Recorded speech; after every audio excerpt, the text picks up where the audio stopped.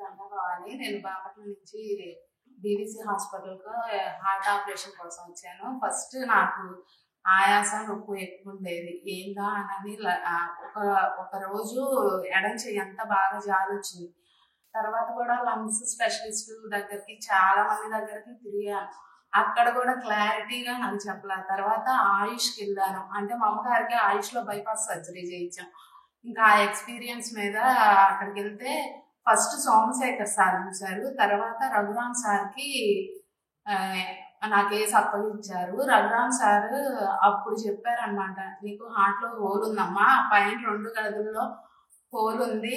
అది చిన్న సైజు 18 చిన్న సర్జరీ వల్ల అది స్టంట్ లాగా ఒకటి వేసి ఏఎస్డి డివైస్ క్లోజర్ వేసి తగ్గించొచ్చమ్మా" అన్నారు. సార్ అమౌంట్ అయ్యిద్ది అంటే, సార్ మాకు అంత లేదు సార్ అంటే, ఆరోగ్యశ్రీ కార్డు మీద చెయ్యాలి సార్ అని అంటే, డీవీసీకి రామ్మా అక్కడ పెద్ద ఇలాంటి కేసులు అన్ని కలిపి చేస్తున్నాము, అక్కడ చేస్తాము అని. ఇక్కడికి వచ్చాము.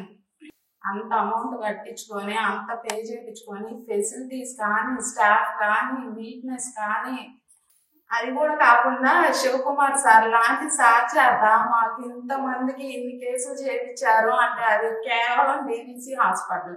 మేమైతే మిడిల్ క్లాస్ ఫ్యామిలీస్, మేమంతా కలిసి చెన్నై వెళ్ళి అంత స్పెషలిస్టుల చేత చేయించుకునే స్తోమత మాకు లేదు.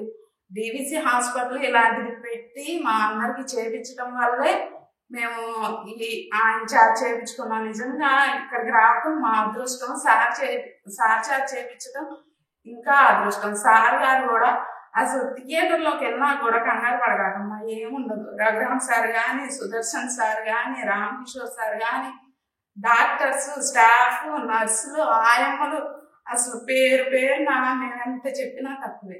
మా జీవితాలే కాదు సార్, మా పిల్లల జీవితాలు కూడా కాపాడినట్టే.